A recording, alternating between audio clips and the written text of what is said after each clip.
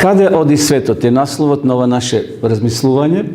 Ќе се подсетиме на некои стари, прастари пророштва од Библијата и ќе го видиме нивното значење. Зошто тие пророштва се толку важни, кои биле кажани пред неколку илјади години, но допираат и до нашето време во кој ние денес живееме. Ова прашање, каде оди светот, постојано виси во општеството или кај нас луѓето. Се прашуваме што е тоа што се случува во овој свет. Има ли некој кој го контролира светот? Има ли некој кој ги држи конците? Например, кога некој авион лета, знаеме дека некој го контролира, така, има пилот. Има ли пилот на ова наша планета? Има ли некој кој ги држи се уште конците или се случуваат такви трагедии, такви работи што навистина предизвикуваат вознемирување кај сите нас, зашто сме сведоци секојдневно. Ние сме сведоци дека се случуваат чудни работи на оваа земја, катастрофи постојано. Нема вести, а да не се случи некоја катастрофа која не да биде соопштена. Насилство. Нашите улици стана несигурни, нашите градови, нашите села. Ако се вратиме на 20-30 години наназад, некој ќе каже општеството беше помирно, имаше некој ред. Сега како да нема никаков ред, несигурни сме. Значи, дали е ноќе, дали е дење, насилство постојано расте на нашите улици. Гладот. Од една страна на мала група на луѓе го трупа своето богатство, а од друга страна милиони луѓе вечера ќе легнат гладни, ќе немаат вечера. Некои утре ќе се пробудат, ќе немаат појадок, ќе немаат дорачок. До кога ова општество, до кога луѓето ќе гладуваат, до кога ќе се случуваат навистина такви промени? Тероризам, опасна работа. Тероризам, значи едноставно укажува дека нашите градови и села се несигурни. Не знаеме кој човек е терорист. Може да биде добро облечен, може да биде обичен работник, може да носи некоја торба или ташна, а внатре може да има бомба. Значи, сите овие работи што ги спомнавме, еве уште една работа да спомнеме. Војни. Ке се потпише мир меѓу две завојувани страни, а на друго место 5 нови жаришта ќе се отворат. 5 нови катастрофи ќе се појават. До кога овој свет на кој ние живееме, почитувани, ќе биде постојано место на несигурност, место на катастрофи, на насилства, на глад, на тероризам, на војни и така натаму. Еве еден господин по име Клаус Јакоб, главен уредник на списанието Шпигел, поранешен уредник, еве што кажал. Човекот создал свет во кој орлите умираат, а медузите напредуваат. Нашата планета е начната и оштетена, ограбена и пренаселена. Се движи кон неизвестна иднина. Материјата и моралот, резервите на сировините и религијата покажуваат знаци на замор. Ние сме почнале да ја јадиме скелата со која пловиме низ просторот и времето. Дали е во право овој човек? Навистина, како да ја погодил метата во срце. Вели, нашата планета е ограбена и пренаселена. Преку 7,5 милиарди жители моментално има на ова наша земја. Тие ресурси што земјата ги има, што Бог ги поставил уште при создавањето, полека се уништуваат, како што е воздухот, водата, почвата, природата. Едноставно, живееме во еден свет кај што нашата иднина е, вели, несигурна. Сировините и резервите, значи, постојано се трошат. Дури и религијата, вели, се замара. Покажува знаци на замор. Ние сме почнале да ја јадеме или да ја трошиме на скела. Знаете, оној сплав, кај што во водата се луѓето качени, а да го уништуваш. И тоа е неминовно ќе пропаднеш во водата ако таа скела ја уништиш. И навистина, каде оде овој наш свет, почитувани? Има ли надеж? Ние постојано копнееме за нешто подобро, копнееме за некои златни времења. И навистина, кога би се осврнеле малку на историјата, некои во минатото покушале да направат некој време на мир. Еве, ова слика не враќа во Рим, во Римската империја. Во Стариот Рим превладувала идеја за 1000 години на мир, дека луѓето ќе имат сите еднакво, ќе живеат во мир, но и тоа пропаднало. Понатаму, во тоа време царевите биле обожавани како богови. Царот бил на земјава како бог. Ако тој крене рака да ти се одземе, животот ќе ти се одземе. Луѓето гледале во нив и спас понекогаш дека тие ќе придонесат во општеството мир, радост и просперитет. Но каде денеска Римската империја? Може само да ја читаме во историјата и да ги гледаме овие археолошки пронајдоци кои се во почвите на ова наша планета. Римската империја пропаднала. Потоа доаѓа Француската револуција. Се верувало дека таму победата ќе победи, односно разумот ќе победи. Но знаеме за време на таа Француска револуција стотици луѓе се убиени само затоа што верувале на еден друг начин. И тоа пропаднало. Наполеон имал свое Ватерлоо доживел, своја пропаст. И тој се надеал дека ќе воспостави нова империја, дека ќе воспостави ново царство, кај што луѓето ќе бидат еднакви и ќе живеат во мир. Но знаеме дека и ова замисла пропаднала. Подосна доаѓа нова идеја. Младиот Адолф Хитлер, со многу големи амбиции, со многу голема визија, тој сакал Европа да ја направи пето светско царство. Сите да бидат еднакви, да живеат во мир. Но му засметала една нација. Која беше таа нација? Евреите им засмета. Хитлер, знаеме, го поробил скоро цела Европа ја освоил, но за малку нешто му фалило. Нажалост, и таа идеја за 1000 години на мир, на просперитет пропаднала во пепел и во смрт. Илјадници, милиони луѓе биле прогонети, избегалци. Милиони луѓе биле убиени. Милиони луѓе исчезнале, не се знае каде се. И таа нивна идеја, идејата на Хитлер да воспостави 1000 години царство на мир, на просперитет, не успеало. Потоа, таа стара Германија се распаѓа на два дела. Источниот блок и западниот. Гледате долу десно, тоа е символ на западниот дел, просперитет, чудо на стопанството. Западна Германија. Источна Германија, ова е Берлинскиот зид. Јас сум имал прилика таму да стојам. Сега таму се само неколку блокови оставени, се е скоро зидот тргнат. Берлин е поделен на два дела. И токму кај што поминуват овие трамваите, насред пругата постои зид. Со години беше поделен.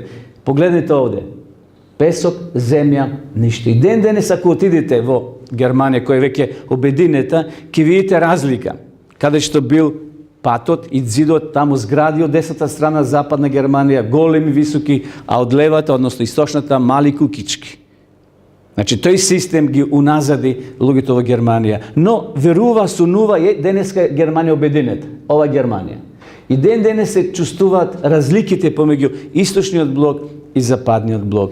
Еве, и таа идеја за обединување на Германија не донесе ништо ново.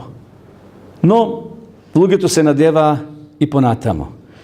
Германија кога пропадна, дојде комунизмот, кој донесе наводно спас за општеството. Многу луѓе верува во комунизмот, во тој систем, социализам, сите да имат еднакво.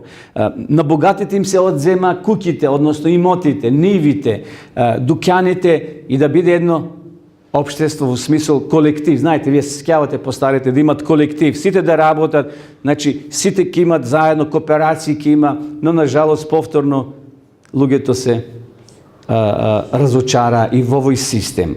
И 1989 години тој систем паѓа. Горбачов подпишува, знаете историјата. Кој е овај лик овде? Ова е Ленин. Споменикот на Ленин, гледате, дизалица се вади, оди во прашина, оди во историја и овој систем. Каде оди нашиот свет? Има ли излез? Луѓето се надевале дека и овој систем ќе им помогне, но на жалост доживеале големо разочарување. На сцена настапува ново движење, наречено нов светски поредок. Америка покушава да наметне еден нов систем. Демократска слобода треба да го опфати целиот свет. И ова е кипот на слободата. Значи, кога тоа ќе се види, тоа е синоним за слобода, за демократија. Меѓутоа, многумини се прашуваат како таа демократија ќе стигне до сите држави и во исток, на запад, на север и на југ. Информациите кои ги добиваме преку медиумите укажува дека Америка ќе покуша својата визија на демократија и слобода да ја спроведе со војна сила. И денеска ние сме очевидци. Почнувајќи од поранешна Југославија, она не се распадна само од себе. Секако под влијание на тие светски сили. И многу други држави на Блискиот Исток, Либија, Ирак, Иран, Сирија и сега да не ги спомнуваме другите држави, кај што луѓето си живеале свој живот, но сега новиот светски поредок сака да донесе ред. Ако не сакаш милом, има една изрека како ќе дојде. Со сила. И навистина, овој нов светски поредок ќе покуша да наметне нешто со сила, иако под плаштот на слободата. Ние сме загрижени, почитувани за нашата иднина. Што ќе биде со нашиот свет? Има ли излез или ќе се стопиме? Ќе се стопиме како лој кој ќе се стави на печка, на топло и тоа се топи. Има ли излез за овој наш свет, почитувани во кој ние денес живееме? Дали доаѓа златно време? Ќе дојде ли време кога ќе кажеме, тоа го баравме, тоа го чекувавме? Има ли надеж? Е прашање кое се појавува на многу усни. Ние бараме одговори кај научниците. Понекогаш мислиме, тие го имат одговорот. Ајде да отидеме и да видиме што тие ќе кажат. Но понекогаш сме уште повеќе разочарани. Некои одат кај астролозите. Знаете, тоа се астролози. Астро значи звезда. Луѓе гледат во звездите и пишуваат извештаи. Кога ќе купите весник, има хороскоп, така? Хоро значи час. Гледат, ти го одредува часот и времето на твојата среќа или несреќа. Луѓето гледаат во звездите, по распоредот на звездите, како тие влијат на нашиот живот. А некои одат и понатаму кај вражарите. Има ли вражари овде во вашиот град? Во нашиот град? Има секаде. Скоро нема село, нема град кај што нема вражари. Луѓе одаат и бараат спас. Наводно тие имаат решение, тие имаат излез, тие ќе ни го обноват видикот или ќе не откријат надежта во нашиот свет. Некои од кај гуру, свети лица кои имаат контакт со Бога и тие ќе пренесат веста за надежта за нашиот живот. Некои има и кај пророци, посетуваат пророци, се нарекуваат некои пророци кои можат да ја пренесат веста од Бога и да кажат што те очекува во твојот живот. Почитувани, ајде малце да една статистика да споменеме од Германија. Кога е во прашање астрологија, не знам колку вие верувате во астрологија, еве според оваа анкета, правена е помеѓу 2000 германци. Во врска со доверливоста на астрологијата, 42% велат дека предвидувањата на астролозите веројатно се исполнуваат. Значи, не 100%, не се сигурни, но може би, вели, некои од тие 42% рекле дека може да се исполнат. Само 9% тврдат дека предвидувањата на астролозите сигурно се исполнуваат. Значи, и ова гранка, како што ја нарекуваме астрологија, нема одговор на сите наши прашања. Не може да ни одговори што не чека во иднина. Дали овој наш свет има розова иднина или црна иднина? Еве понатаму, вели, за германските астролози 2004 година не била добра. Од 90 прогнози кои ги дале астролозите при крајот на 2003 година за следната календарска година, ниедно не се исполнило. Ајде сега, дали треба да веруваме во астрологија? Не. Тоа се обични луѓе, да не кажам друг збор потежок. Луѓе кои се занимаваат со тој бизнис и да продадат на луѓето информации, а всушност ти нудат ништо. Гледате, од нивните прогнози, 90 дадени за крајот на Германија, односно за активностите на 2003 година при крајот, за 2004 година ниедно не се исполнило. Знаете, Нострадамус, сте слушнале за човекот Нострадамус, во кој луѓе веруваат. Од сите негови прогнози, само 3% се исполниле. Ако 100 прогнози дал, замислите само 3 да се исполнат, па тоа можем јас и ти да погодиме. А луѓе се лепаат за Нострадамус, веруваат повеќе отколку на Библијата.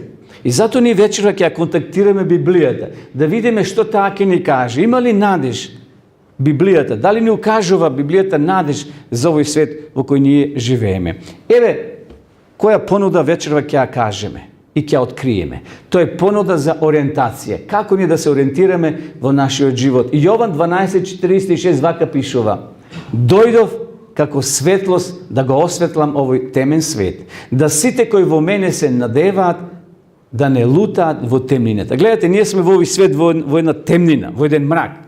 Исус доаѓа како светлост да ни го укаже каде треба да се движиме. Исус вели: јас ви давам ориентација, јас ви нудам светлина. Твоето слово е светилка на мојата нога и светлина на мојата патек. И затоа ние и овој приручник Библијата вечерва ќе го контактираме. Ќе читаме од Светото писмо информации, пророштва во кои ќе се увериме и ќе се охрабриме дека ние не сме оставени сами, дека се уште Бог ги држи конците.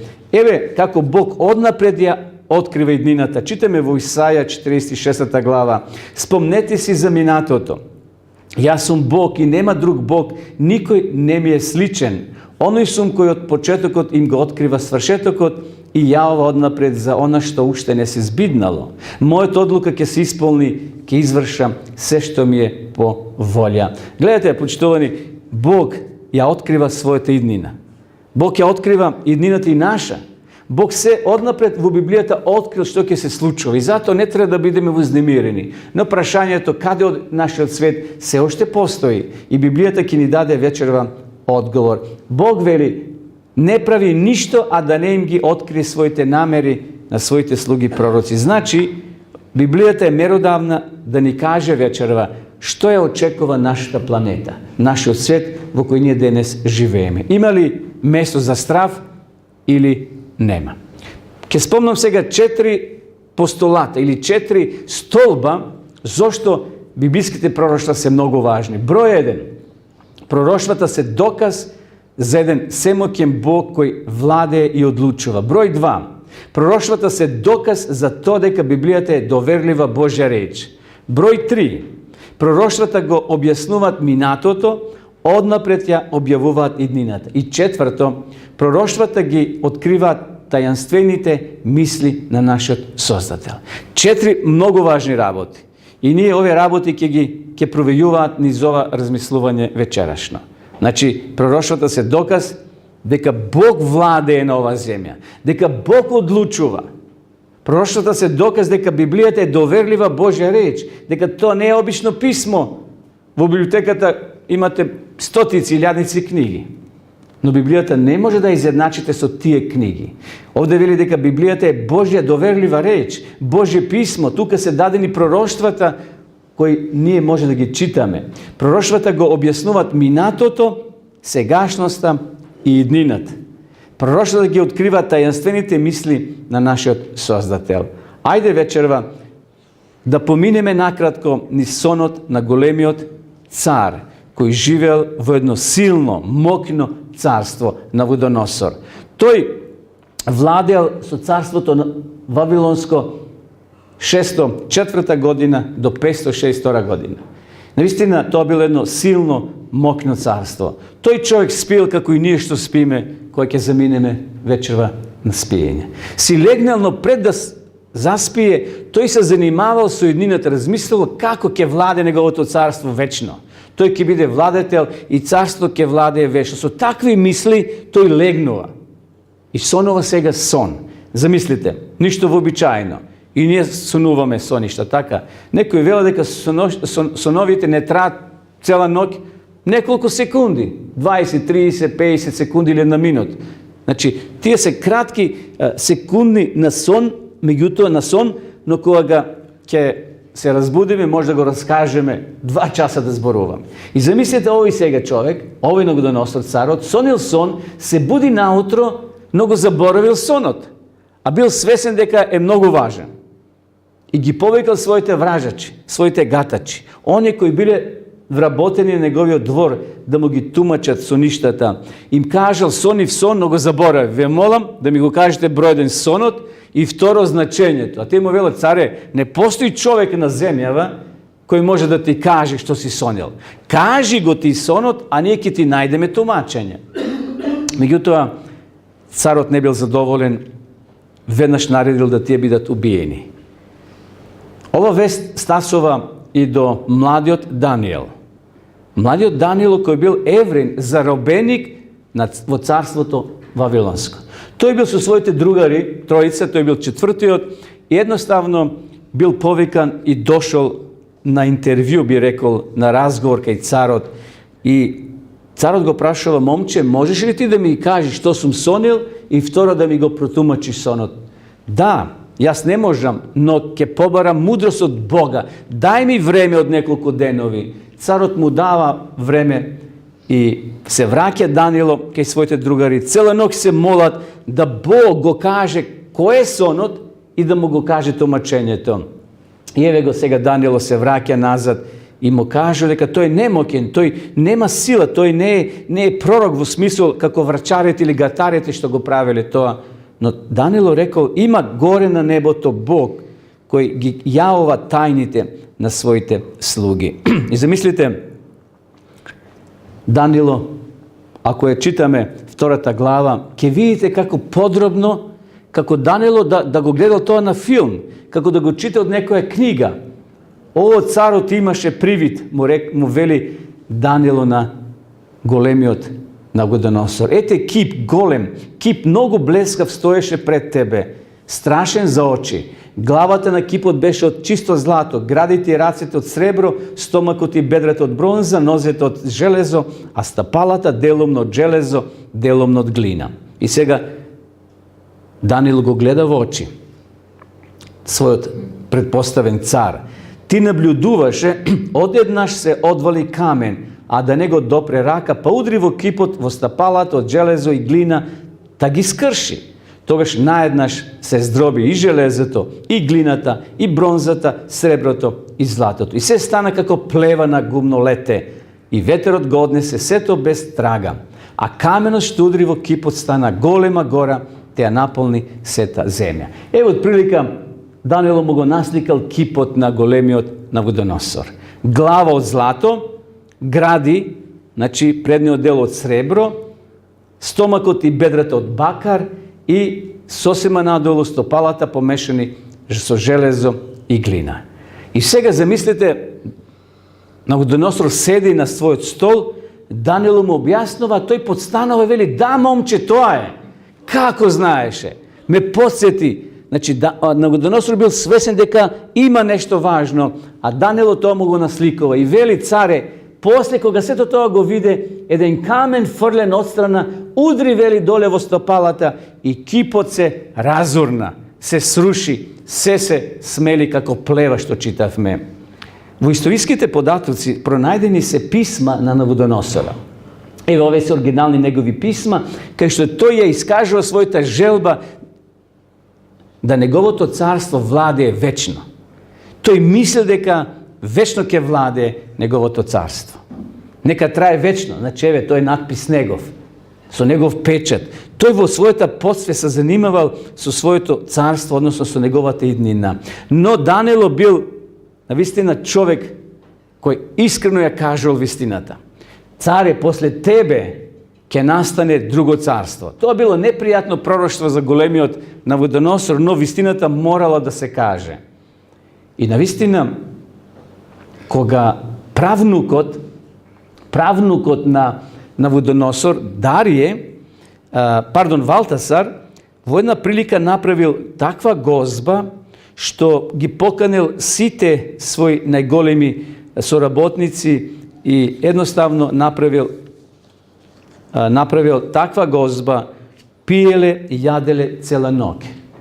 Данило му кажал на Навуходоносор дека ти нема да владееш вечно, ќе падне твоето царство, тој не му верувал. Неговиот правнук Валтасар прави гозба и стражарите таа ноќ биле опијани.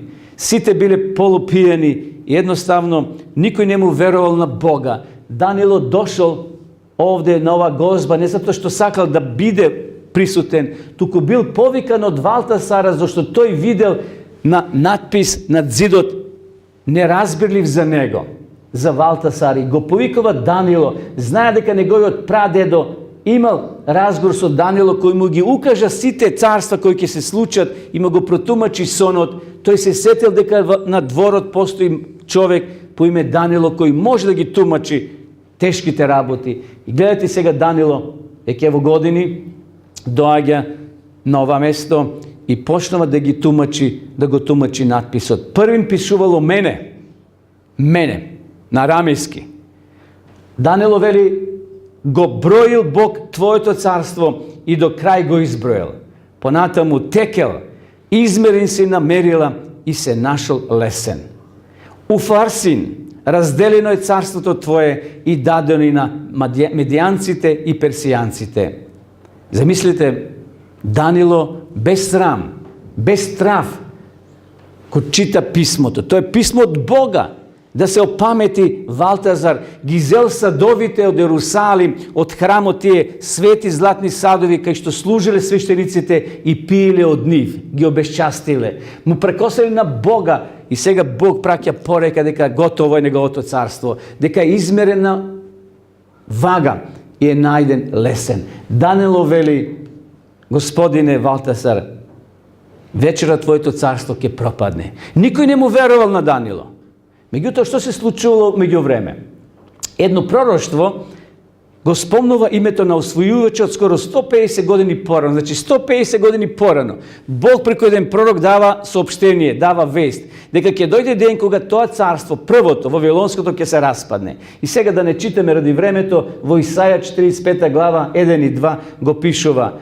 Настанот, пророштвото, дека ќе дојде човек кој ќе покуша да го скрши првото царство, наречено Вавилонско. И навистина тоа се случило кога водата од реката која течела ни самиот Вавилон била насочена на друга страна, реката Еуфрат, значи Кир и Кореш, дошле со голема група на луѓе, копале канал и водата е скренале на друга страна да не поминува ни самиот град. И нивото на водата се спуштило. И гледате овде сега војниците како поминуваат. Бидејќи тој град бил утврден со големи ѕидови. Немало шанса да се влезе натре. Но стражарите биле подмитени и пиени биле. И тие пиеле, зашто верувале дека никој не може да ги нападне. Водата била тргната на страна, нивото на водата било скроз плитко и војниците полека влегле. Еве што напишал Хенофон, грчки историчар. Кога Кир разбрал дека во Вавилон се одржува голема веселба, зел во текот на ноќта голем број на луѓе, ископал канал и на тој начин го скршнал текот на реката. Со тоа речното корито, кое водело во град, го направил проводно за војниците. Еве уште една информација. Тие влегле брзо, вели, за кратко време, дошле до царската палата, најпосле се пробиле до царот Валтасар, која го фатиле, веќе стоел подготвен со еден бодеш во раце. Како е пророштвото? Точно и верно, почитувани. Даниел му вели, Господине Навуходоносор, по тебе ќе настане второ царство. Еве, по тебе ќе настане друго царство, послабо од твоето. И тоа пророштво се исполнило. Но и второто царство не останало вечно. И тоа царство се распаднало, почитувани. Иако било од медоперсијанците, тоа коалиција на две партии, би рекол, како денеска, со политички решени да се изразам, и тоа пропаднало, и таа коалиција пропаднала. Најавено е третото царство. Ова е младиот Александар Македонски. Младиот Александар, кој е најавен дека ќе настапи после Второто светско царство. И тој со брзина на молња го покорува целиот тогашен свет. Со своите 4 генерали. Но, нажалост, тие генерали ќе му го ископат гробот на Александар. Тие ќе бидат главната причина да се распадне царството после неговата смрт. И тоа царство ќе отиде во пепела. Ќе настапи четвртото царство. Ќе биде цврсто како железо. Гледате сега, четвртото царство е спомнато и споредено со железо. Тоа е прилика да го спомнеме. Четвртото царство е Римското царство, кој за прв пат почнале да го користат железото. Копијата, оние оделата што ги имале. Колку е Библијата веродостојна. За време на тоа царство Исус ќе се роди, Исус ќе биде фатен, Исус ќе биде раснат. Значи, римјаните управувале со Палестина. Тие за нивно време пророштвото вели дека Исус ќе биде на оваа земја и тоа се случило. Според редоследот треба да дојде сега Пето светско царство. Ги спомнавме и ќе ги видиме сега после малку на распоредот овде, но кој е сега Петото светско царство? Даниело му вели, а ти царе, виде отстрана еден камен како долета и удри токму доле во нозете. Почитували, ние денеска живееме во нозете, символично кажено. Живееме во разделеното царство. Денеска Европа, иако покушава да се обединува, но на жалост, гледате што се случило. Кога се распаднало четвртото царство, римското, Европа се поделила на овие држави, што овде ги имаме. Како што Германија, Португалија, Шпанија, Италија, Австрија, Франција, тоа се некогашните тие 10 царства кога се распаднала Римската империја. Но ние сега очекуваме дека ќе дојде Пето светско царство и за кој ми ќе видиме луѓе кои покушале тоа да го направат. Еве ги тие луѓе кои покушале на еден начин да дојде до некое соединување по пат на мажење, на женење, на тие брачни врски, сакајќи да воспостават повторно ново светско царство, односно Европско царство. Но, на жалост, тоа не се случило. Библијата вели, нема да се спојат едно со друго. Тука се сите тие, големци, сите тие владетели кои покушавале на некој начин да направат Пето светско царство. Сите обиди пропаднали. Карло Велики, Карло, Наполеон, Бонапарта, крал Вилхелм, Хитлер. Нивните обиди биле безуспешни. Бог вели, нема Пето светско царство. Нема обединување како што доле во нозете имало кал и железо. Не е возможно кал и железо да се спои. Колку е Библијата веродостојна. Нема да се спојат. Еве го последниот Хитлер, кој сакал да направи империја во Европа. Да направи 1000-годишно царство на ред, на мир, на благосостојба. На жалост, не успел. Наполеон и тој покушавал. И другите генерали кои се појавиле. На жалост, еве историјата што Даниело му е кажал на големиот Навуходоносор. Вавилон 626-539. Потоа Медоперсија, Македонското царство, Римското и почитувани ние денеска живееме. Од 476 година после Христа наваму, тоа е време на Пето светско царство кој не го гледаме и ќе го нема да биде воспоставено од страна на човек. Стапалата и прстите, еве, тоа е време на железо и земја. Духовно царство треба да се воспостави. Значењето на земјата е кое? Земјата е место кај што Бог треба овде да го основа своето царство. После оние 1000 години поминати горе на небо, Бог ќе го воспостави своето царство овде. Но Бог тоа ќе го направи, а не човек, Хитлер или некоја друга личност човечка. Стапалата и прстите. Промена од метал кон земја. Еве, да ги прочитаме. Човечки не може тоа да се направи, затоа што Бог треба да го каже крајот, а не човек. Бог треба да дојде во ликот на Исуса Христа и тој да воспостави Пето светско царство. Царство небесно кој ќе биде овде на оваа земја. Ево овде сега на оваа шема може да си прочитаме што кажуваат овие стихови 41 до 44. Овде ги гледаме сите тие настани, односно објаснувања, дека и црквата ќе покуша на еден начин да воспостави некоја хиерархија, да воспостави некоја власт и, на жалост, ќе остварува голем напредок, но, на жалост, нема тоа целосно да се оствари. Затоа, добра вест за нас вечерва е дека Господ Бог е господар на историјата на ова наша планета. Господ не само е господар на планетава, тој сака да биде господар на твојот и на мојот живот. Се поминува на оваа земја. Ние сме најважните. Човекот е најважен во очите на Бога. Тој ги менува времињата и часовите, ги сменува и постава царевите, им дава мудрост на мудрите и разум на разумните. Тој открива што е длабоко сокриено, знае што е во темнината и светлоста живее во него. Почитували се навратимо уште еднаш нова слика, нови текст. Бог е тој кој ги менува царевите. Бог е тој кој ги поставува. Секако, тука има и човечки фактор, но Бог може преку негативни личности да ја спроведе својата замисла. Како што тоа бил Навуходоносор. силен и мокен, кој му пркосил на Бога, кој не верувал во Бога.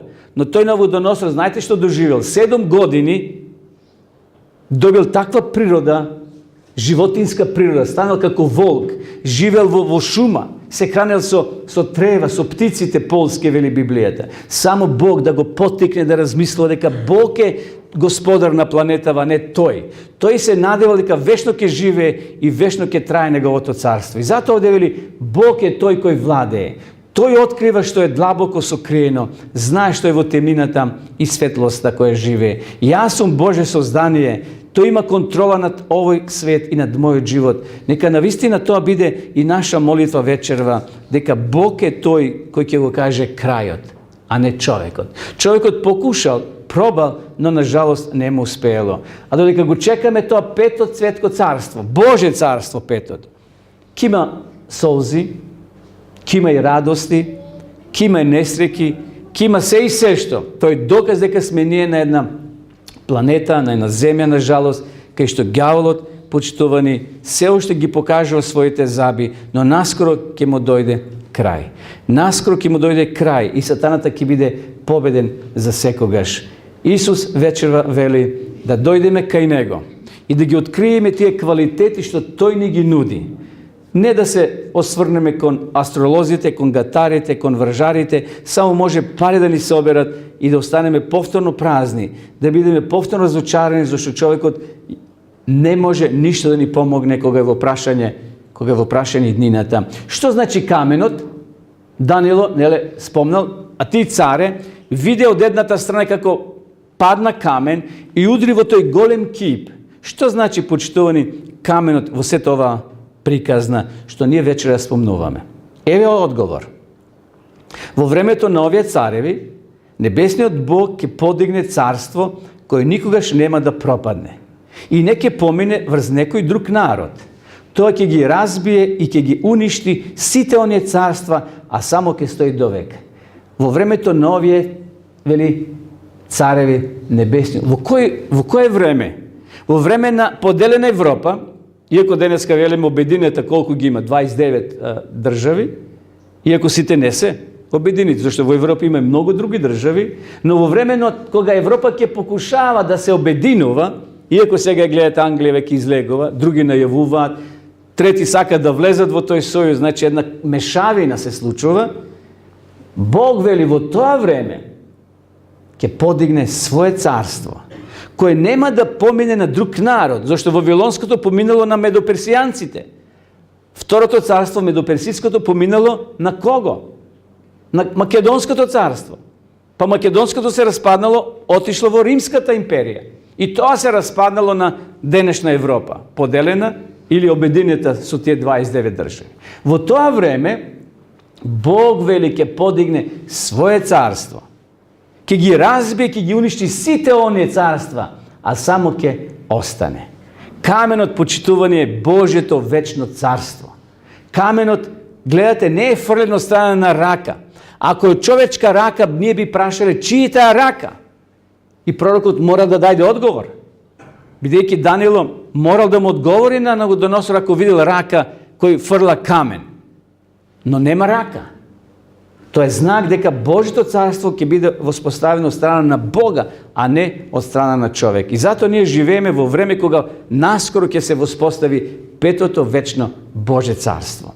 Во часот на своето второ доаѓање, Исус ќе воспостави свое царство, вечно царство. Значи, кога Исус ќе дојде, еве овде имаме фотографија која писателот или уметникот сака да ни го доближи тој настан, таа сцена. Исус ќе дојде, ете во ликот на тој камен. Царството небесно, Христовото доаѓање е тој камен, кој наскоро ќе се појави од исток. Исус ќе воспостави ново царство, но царство кое нема да се распадне, царство кое нема да припадне во некои човечки раце. И затоа, додека ние чекаме, треба да сватиме и да веруваме дека тоа ќе се оствари. Апостол Јован, кога бил во видение на островот Патмос, еве што видел. И седмиот ангел затроби и одекна силни гласови на небото велејки, царствата на светот му припадна на нашиот Господ и на неговиот Христос и ке царува во сите векови. Гледате, символично повторно овој камен. Јован гледа видение, седмиот ангел труби, ние ги прочувавме сега, неле, овие месеци, откровението, 7-те труби, ние живееме, односно, ќе се случи тоа во 7-та труба, Христовото доаѓање.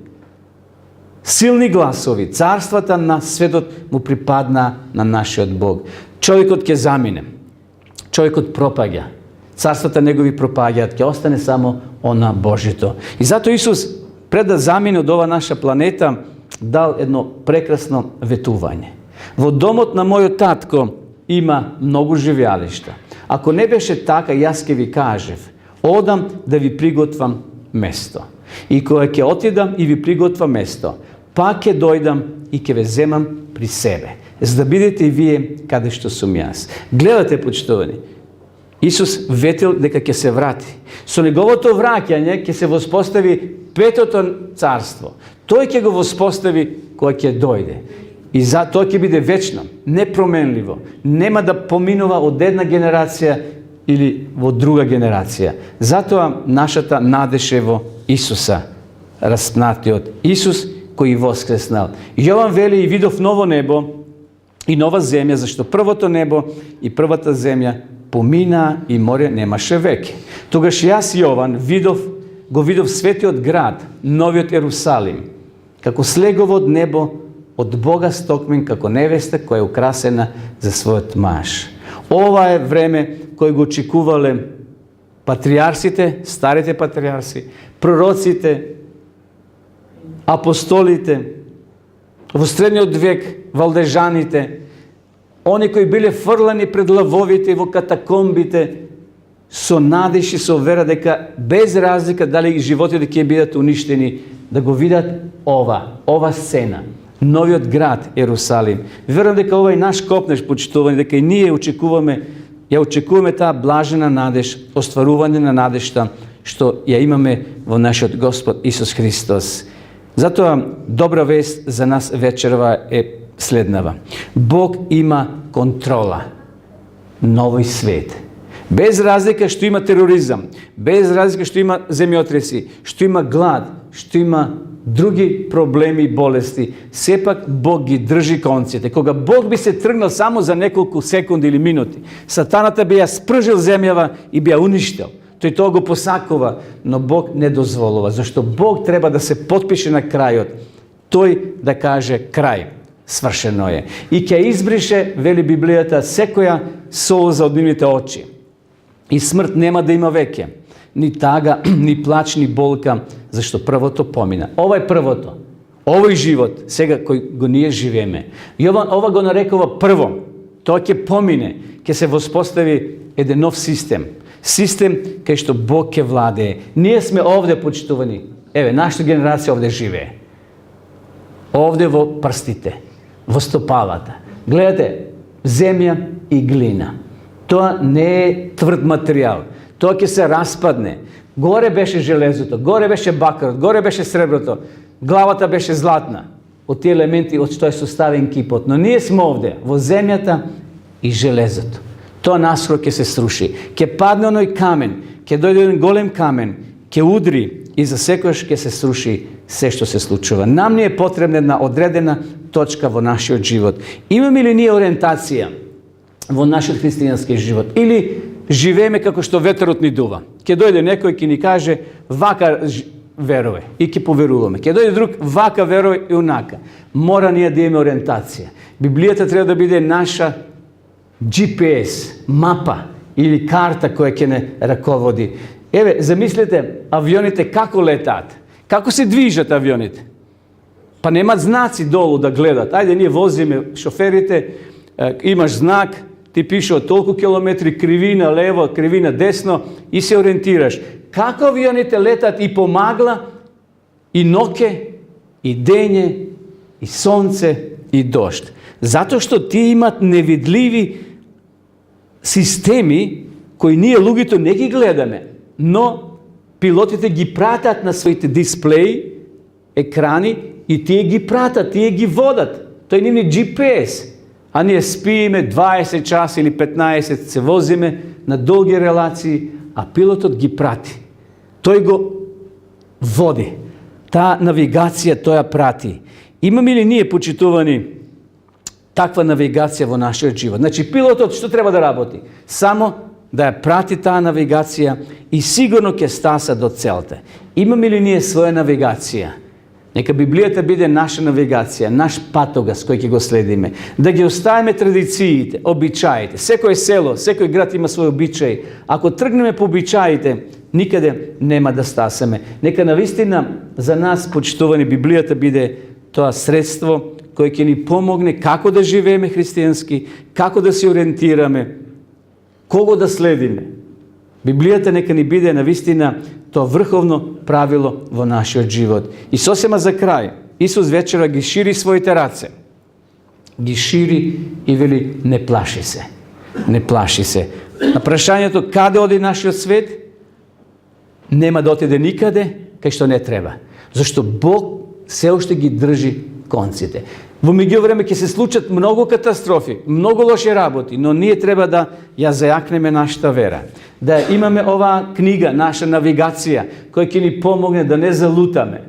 Да не залутаме во лажни науки, да не посетуваме бајачи, гатачи, астрологија, хороскопи, да ги отргнеме сите тие работи, зашто тие не доближуваат до Бога, туку тие не одвојуваат. Исус вели, дојдете кај мене, сите кои сте уморни и натоварени, јас ќе ве одморам. Има терети кои ги носим, има полни ранци проблеми, знам. Живееме сите на овие простори, но Бог може да ни даде сила, да ни даде храброст да издржиме. Да не бидеме ние како оној човек кој одел поред патот и најшол човек кочијаш со коњи, со кола. Застанал и му вели, пријателе, ајде качи се на колава и јас одам на таа страна, ќе те пренесам до селото, ќе те префрлам до селото. Човекот се качил, но си го задржал ранецот на грбот. После извесно време, домакинот кочијаш му вели, господине, симите го ранецот, ставите го позади, зошто да ти тежи на грбот? А тој знаете што рекол? Благодарам што ми кажавте, но јас сепак би си го задржал ранецот на грбот. Колко е неразумно. И ние ги носиме нашите ранчеви полни со проблеми. Исус вели, дајте ги ранчевите, јас ќе ви помогнам. Јас ќе ви одмогнам во смисол да ги тргнете теретите од вашиот грб. Зошто да ги носиме тие проблеми на нашите грбови, почитувани? Исус вели, дојдете кај мене. Иако живеете во свет во кој има тероризам, во кој има крвопролевање, во кој има проблеми, во кој има болести, дојдете кај мене. Јас ќе ви дадам сила да издржите. Наскоро ќе се појавам на исток. Наскоро ќе дојдам, Исус вели, да ве земам и вас каде што сум јас, да бидеме постојано за секојаш заедно. Господ нека ни помогне и нека не благослови да издржиме на тој пат. И кој ќе дојде Исус да каже, добри и верни слуго, во малку си бил верен, влези во радоста на мојот Господар. Нека му е слава на големиот Бог. Амин.